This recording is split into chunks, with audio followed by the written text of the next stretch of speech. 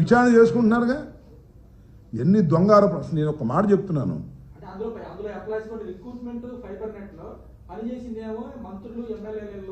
విచారణ చేసుకుంటున్నారు కదా. ఊరిని ఆరోపణ చేయటం ఎందుకు? ఆ జీవీ రెడ్డి గారో లేకపోతే పుల్లారెడ్డి గారో ఎల్లారెడ్డి గారో ఆ చౌదరి గారో ఈ చౌదరి గారో ఆరోపణ చేయడం ప్రభుత్వం మీ చేతిలో ఉంది. కేసులు కూడా పెడుతున్నారు కదా మా మీద. లోపల కూడా వేయడానికి ప్రయత్నం చేస్తారు కదా. ఆల్రెడీ కొంతమంది లోపల కూడా వేశారు కదా.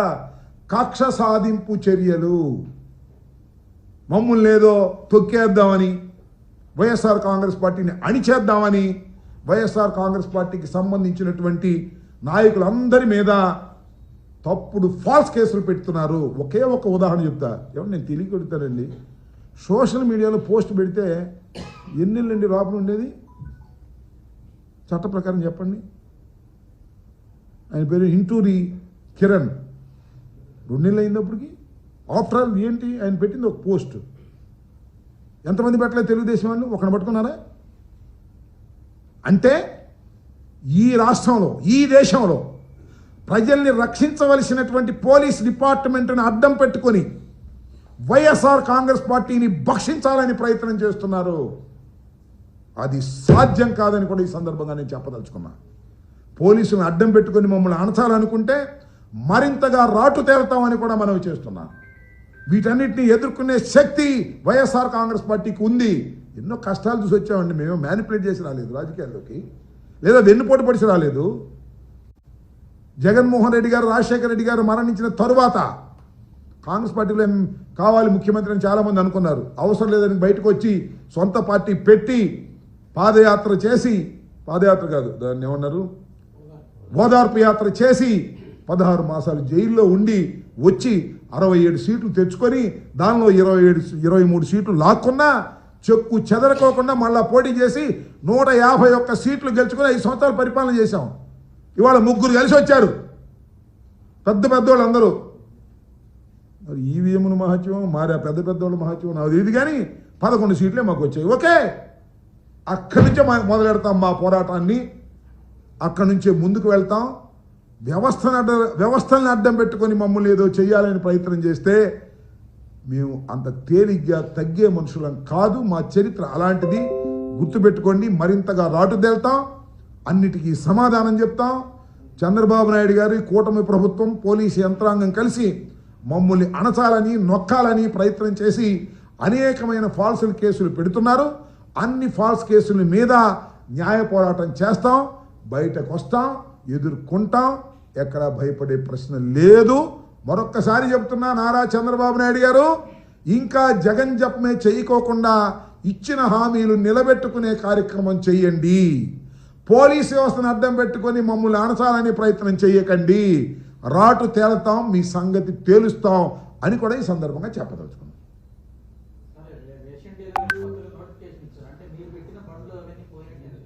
ఏమో మరి ఆ బళ్ళు ఏం చేసుకోమను మాకేమో ఇచ్చారని పోయినాయేమో మరి.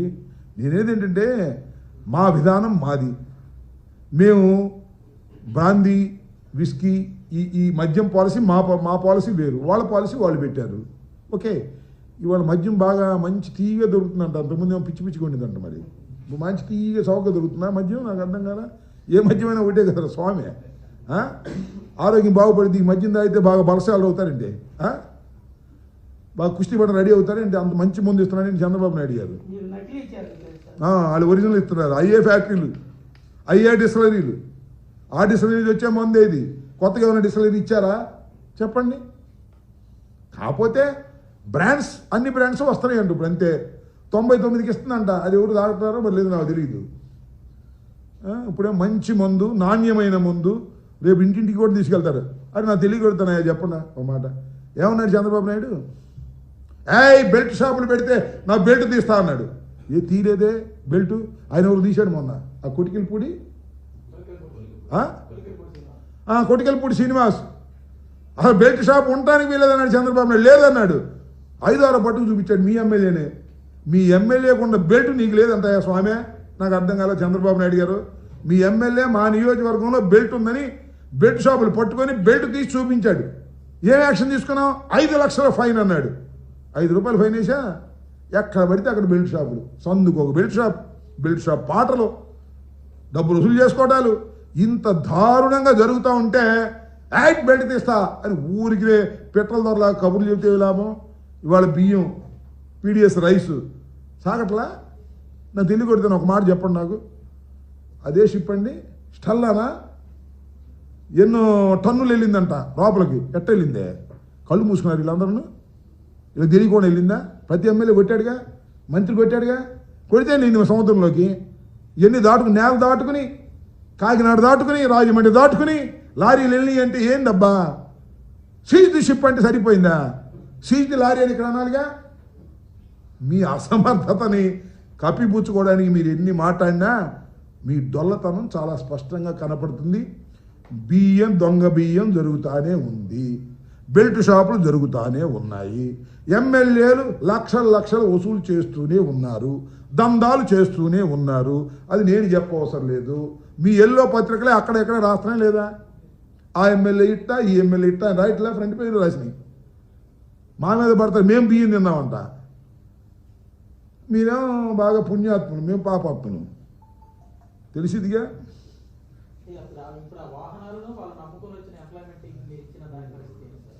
అది వాళ్ళు ఆలోచించాలి. ఇప్పుడు పాలసీ మారిన తర్వాత మేము సిస్టమ్ పెట్టాము, ఆ సిస్టమ్ నుంచి వాళ్ళు తీసేశారు. వాళ్ళు కర్మ అనుభవిస్తారు ఈ తప్పులన్నీ చేసి. సరే ఏది చేసినా అది స్వామి చెప్పినట్టు శర్మ గారు వాళ్ళ ప్రభుత్వం వాళ్ళు ఎన్నుకున్నారు. 5 సంవత్సరాలు వాళ్ళు చేస్తారు. 4.5 సంవత్సరాలు అయిపోయింది. ఆయన ఎవరో మొన్న అంటున్నాడు జమిలీ వస్తుంది, ఆ 2.5 సంవత్సరాలు 3 సంవత్సరాలకే వాళ్ళ మంగళం పాడతారు అంటున్నారు. లేదు జమిలీ వచ్చినా గిమిలీ వచ్చినా నేను మాత్రం వదలను, అప్పుడు ఎలక్షన్ అని చంద్రబాబు అంటున్నాడు. ఎప్పుడు వేసుకుంటారో ఏంటో మాకే. We prepared for 5 years. 5 సంవత్సరాలు మేము అపోజిషన్ పాత్రని దిగ్విజయంగా మేము చేయడానికి సిద్ధంగా ఉన్నాము. దానిలో ఏ సందేహం లేదు. ముందు ఎలక్షన్ వస్తాయి, పోటీ చేస్తాం. షెడ్యూల్గా వస్తాయి, పోటీ చేస్తాం. మాకేం తొందర లేదు. మా పాత్రని మేము అపోజిషన్లో మా పాత్రని మేము చక్కగా ప్రజల పక్షాన ఉండి నిర్వహిస్తాం మా పాత్రని. ఇది పరిస్థితి. వాళ్ళ పాలసీ ప్రకారం వాళ్ళు చేసుకోమని ఉండ ఉద్యోగాలను పీకేయమనండి, సంపద సృష్టిస్తానని చెప్పి పన్నులు వేసేయమనండి. అయినా మేము రియాక్ట్ అవుతాం. బాధుడి సెక్షన్ ఇవాళ ఎంత ఘోరం అండి. తమ్ముళ్ళు మాకు ఓట్లేయండి, మీకు విద్యుత్ ఛార్జీలు పెంచాం, తగ్గిస్తాం అని నాది గ్యారంటీ అని చెప్పాడు. వీళ్ళు ఊరు వెళ్ళి ఏంది అన్యాయం? అదేమంటే జగన్మోహన్ రెడ్డి గారి పాపం వల్ల మేము పెంచున్నాం అంటున్నాడు. ఎందుకు జగన్మోహన్ రెడ్డి గారు ఉంచితే పోయేది ఈయన ఎందుకు అనుకుంటున్నారు? పెంచే బదులు తగ్గించకపోయి పెంచడమా? దుర్మార్గం కదా ఇది. ఓకే.